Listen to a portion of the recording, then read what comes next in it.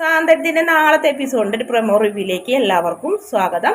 അങ്ങനെ ബാലൻ കരുതി വെച്ച കാശ് നമ്മുടെ ഗോമതിനെ ഏൽപ്പിച്ചിട്ടുണ്ടായിരുന്നു. ഗോമതി അത് സൂക്ഷിച്ചു വെച്ചിട്ടുണ്ട്.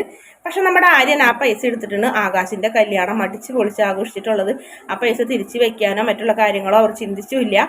എന്തായാലും പൈസ നാളെ ബാങ്കിൽ ഇടുന്നുള്ള കാര്യം പറഞ്ഞപ്പോഴാണ് ആ കാര്യം തന്നെ ചിന്തിക്കുന്നത്. ആ സമയത്ത് ആകാശിനോട് തന്നെയാണ് പറഞ്ഞേൽപ്പിക്കുന്നത്, അമ്മരെ കൊടുത്തിട്ടുള്ള പൈസ മേടിച്ച് ബാങ്കിൽ ഇടണം, അവർക്ക് കൊടുക്കാൻ ബിസിനസ്, അതായത് ഗോഡൌണിൽ നിന്ന് സാധനങ്ങൾ വന്ന ലിസ്റ്റ് പ്രകാരമുള്ള പൈസ കൊടുക്കാനുള്ളതെന്നൊക്കെ പറയുമ്പോൾ നമ്മുടെ ആകാശിന് മനസ്സിലാവുന്നുണ്ട്. ആകാശ് ആകെ വയർക്കുന്ന ഒരു ഭാഗമൊക്കെയാണ് കാണിക്കുന്നത്.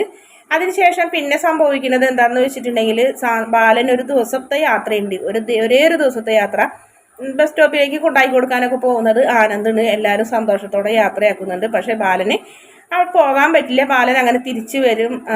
ഓർക്കാപ്പുറത്ത് തിരിച്ചു വരുന്നുണ്ട്. ഇത്തിരി നേരത്തെയാണ് വരുന്നത്. പക്ഷെ ബാലൻ വീട്ടിൽ വന്നിട്ട് ബാലൻ ജനലിലൂടെ നോക്കുമ്പോൾ കാണുന്ന കാഴ്ച ശരിക്കും ബാലനെ തകർക്കുന്നതായിരുന്നു. ഗോമതി വരെ സ്വാതന്ത്ര്യം കിട്ടിയ പോലെയാണ് പെരുമാറുന്നത്. ഗോമതി ഇങ്ങനെയാണെന്ന് പോലും നമ്മുടെ ബാലൻ വിചാരിക്കില്ല. മീനാക്ഷിയും അതുപോലെ തന്നെ അനുവും ആര്യനും ആനന്ദ് വരെയും എല്ലാവരും അടിച്ചു പൊളിച്ച് ഭക്ഷണം ഉണ്ടാക്കി കഴിക്കലും ചിരിക്കലും ഒരേ കാര്യം ബീറൊക്കെ കുടിക്കുന്ന പോലെയൊക്കെയാണ് കാണിക്കുന്നത്. ബീറാണോ എന്ന് വ്യക്തമായിട്ട് മനസ്സിലാവുന്നില്ല. എന്തായാലും അവർ അടിച്ചു പൊളിച്ച് പിന്നീട് ആര്യൻ ബാലന്റെ സൗണ്ടിൽ നമ്മുടെ അനുവിനെ വഴക്ക് പറയുന്നതും അടിച്ചു കരണം പോയിക്കുന്നൊക്കെ പറയുന്നൊക്കെ ഒരു ഭാഗമൊക്കെ കാണിക്കുന്നുണ്ട്. ബാലൻ ഇതൊക്കെ കണ്ടാകെ ചങ്ക് തകർന്ന് തിരിച്ചു പോകുന്ന ഒരു ഭാഗമുണ്ട്.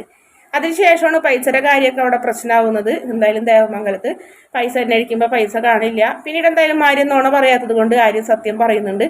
അങ്ങനെ ആകാശിന്റെ കല്യാണത്തിന് താൻ പണിയെടുത്ത കാശ് തന്നെ എടുത്തല്ലോ എന്നുള്ള ദേഷ്യം ബാലന് കൂടുതലാവുന്നുണ്ട്. അങ്ങനെ ഇനി ബാലൻ ആകാശിന്റെ മീനാക്ഷിന്റെ മുന്നിൽ വെച്ചുമായിട്ട് ആര്യനെ ഒരുപാട് ഉപദ്രവിക്കുന്നൊക്കെ ഉണ്ട്. മോഷ്ടിച്ചു എന്ന് പറഞ്ഞിട്ടുണ്ട്. ചോദിച്ചിട്ട് എടുക്കാൻ ഏത് കാര്യത്തിനും 100 രൂപ പോലും കടയിൽ നിന്ന് കാണാണ്ടായിട്ടുണ്ടെങ്കിൽ ആര്യനെ തലങ്ങും വിലങ്ങും തല്ലുന്ന ആള് ഇത്രയധികം പൈസ എന്തായാലും മോഷണം പോയി എന്ന് ബാലൻ പറയുന്നത്. അതുകൊണ്ട് തന്നെ ആര്യനെ ശരിക്കും മീനാക്ഷിയുടെ മുന്നിലിട്ട് അടിക്കുന്നുണ്ട്. മീനാക്ഷിക്ക് അത് ഭയങ്കര വിഷമമുണ്ട്. കാരണം മീനാക്ഷിക്ക് ഡ്രസ്സും ആഭരണവും മേടിക്കാൻ വേണ്ടിയിട്ടാണ് ഇത് ചെയ്തത്. അതിനുള്ള പൈസ പോലും ആകാശിൻ്റെ ഇല്ല എന്നുള്ളൊരു വിഷമം മീനാക്ഷിക്ക് വരുന്നുണ്ട്. ഭാര്യയ്ക്ക് ഒരു ഡ്രസ്സ് വാങ്ങാനുള്ള പൈസ പോലും ആകാശിൻ്റെ കയ്യിലില്ല എന്നുള്ള സത്യം മീനാക്ഷി അപ്പോഴാണ് മനസ്സിലാക്കുന്നത്. അപ്പോൾ അതുകൊണ്ട് തന്നെ കടയിൽ നിന്ന് ആകാശിന് വരുമാനം ഒന്നും ഇല്ല എന്നുള്ള കാര്യവും മീനാക്ഷി ആ സമയത്താണ് മനസ്സിലാക്കുന്നത്. അതുകൊണ്ട് തന്നെയാണ് മീനാക്ഷി ആ പൈസ തിരിച്ച് കൊടുക്കാൻ ശ്രമിക്കുന്നതൊക്കെ ഉണ്ട്. എന്തായാലും ബാലൻ അതെന്തായാലും മീനാക്ഷിയുടെ 1 രൂപ പോലും ബാലൻ സഹായം ആയിട്ട് അല്ലെങ്കിൽ മറ്റുള്ള കാര്യങ്ങളായിട്ട് അത് സ്വീകരിക്കുന്നൊന്നുമില്ല. ബാലൻ അത് മേടിക്കാനും കൂട്ടാക്കില്ല. എന്തായാലും മീനാക്ഷി ആകാശിന് ജോലി എടുക്കുന്നതിൻ്റെ വരുമാനം, ആകാശിന് ഇപ്പോൾ ഒരു കുടുംബമൊക്കെ ഉണ്ട്. അതുകൊണ്ട് തന്നെ ജോലിക്ക് കൂലി എന്നുള്ള നിലയ്ക്ക് ആകാശിന് ഒരു വരുമാനം വേണമെന്ന് മീനാക്ഷി ധൈര്യപൂർവ്വം നമ്മുടെ ബാലനോട് സംസാരിക്കുന്നതൊക്കെ ഉണ്ട്.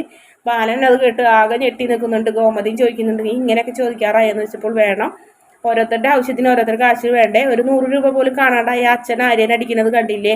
അപ്പം അങ്ങനത്തെ ഒരു അവസ്ഥ ആകാശിന് ഉണ്ടാവരുത്. ആകാശിനും എനിക്കും എന്തെങ്കിലും ചിലവൊക്കെ ഉണ്ടെങ്കിൽ മറ്റുള്ളവരുടെ മുന്നിൽ കൈ നീട്ടണ്ടല്ല, ആകാശ് പണിയെടുക്കണ കാശ് കൊടുക്കണം എന്നൊക്കെ മീനാക്ഷി ധൈര്യപ്പെട്ട് തന്നെ ബാലനോട് സംസാരിക്കുന്നത്. അതുകൊണ്ട് തന്നെയാണ് തുറന്ന് പറയുന്നത്. മീനാക്ഷി പറയുന്നതിൽ കാര്യമുണ്ടെന്ന് നമ്മുടെ ധർമ്മനും പറയും.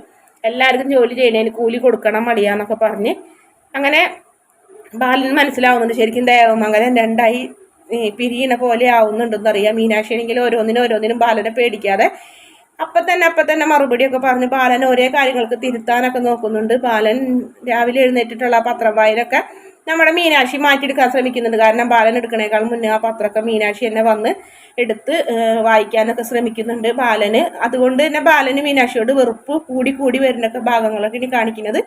വീഡിയോ ഇഷ്ടപ്പെടുകയാണെങ്കിൽ ചാനൽ ഒന്ന് സബ്സ്ക്രൈബ് ചെയ്ത് സപ്പോർട്ട് ചെയ്യണേ.